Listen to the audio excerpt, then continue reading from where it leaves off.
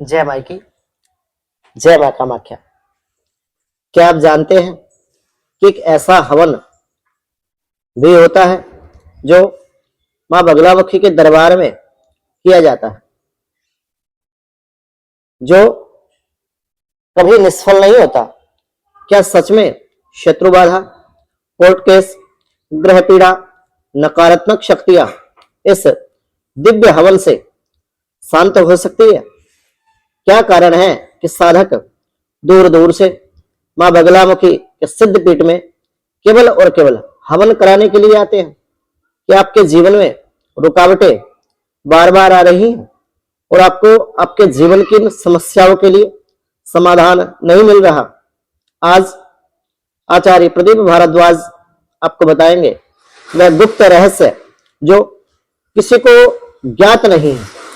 सनातन परंपरा में 10 महाविद्याओं में विशेष और महत्वपूर्ण स्थान रखने वाली मां बगलामुखी पीताम्बरा, उनमें एक केवल बगलामुखी ही ऐसी शक्ति है जो संमन, वाक्सिद्धि, विजय प्रदान करने वाली देवी मानी जाती है। जब किसी सिद्ध स्थान पर श्रद्धा, विश्वास, नियम और सविधि मंत्रोच्चार के साथ हवन किया जाता है तो उसका प्रभाव कई गुना बढ़ जाता है।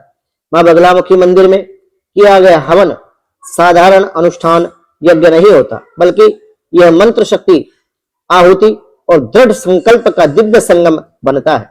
हवन के समय मां बगलामुखी का जो बीज है, ह्लीम बीज मंत्र की गूंज वातावरण को ऊर्जावान बना देती है।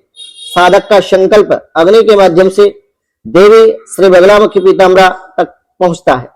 यही कारण है कि यह हवन व्यर्थ नहीं जाता और कभी भी बगलामुखी हवन यदि सविधि किया जाए तो निष्फल नहीं होता।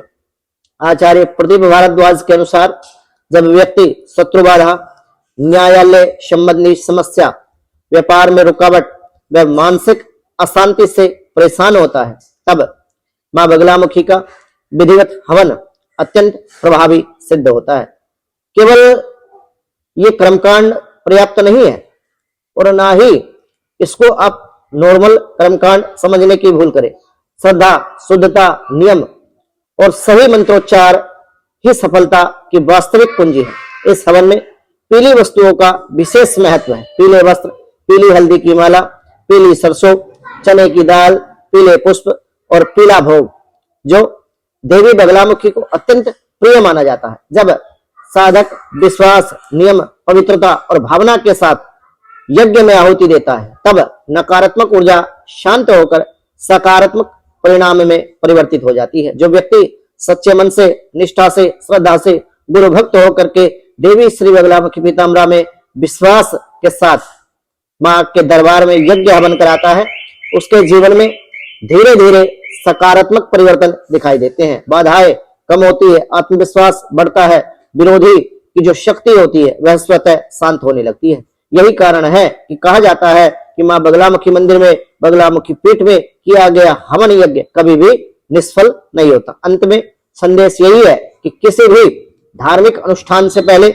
उसके बारे में जानना, योग्य आचार्य से परामर्श और वो करने वाला योग्य हो, बगलामुखी मंत्र से दीक्षित हो, परम आवश्यक है। क्योंकि सही विधि, पवित्र संकल्प और सच्ची श्रद्धा से ही सफलता का मार्ग आपके जीवन में प्रशस्त हो सकता है, अन्यत्र बगलामुखी यज्ञ भी निष्फल हो जाता है। यदि सविधि और बगलामुखी मंत्र दीक्षित आचार्य के द्वारा यदि यज्ञ नहीं किया जाता तो इसका जो प्रभाव है वो काफी कम हो जाता है, क्योंकि सही विधि विधान पता न होने के कारण आपके जीवन में मां बगलामुखी यज्ञ करने के बावजूद भी समस्या ज्यों की त्यों बनी होती है। तो सभी बगलामुखी भक्तों से मैं निवेदन करना चाहता हूं जो अपने जीवन में समस्याओं से परेशान है, अपनी कुंडली का विश्लेषण हमारे संस्थान के वैदिक ब्राह्मणों के द्वारा हमारे संस्थान के व्हाट्सएप नंबर 9416681333 इस नंबर पर संपर्क करके अपनी अपॉइंटमेंट बुक करें और मां बगलामुखी से के द्वारा अपनी समस्याओं का समाधान आप पा सकते हैं। यदि आप भी नवरात्र में मां बगलामुखी का हरिद्रा से सहस्त्रार्चन या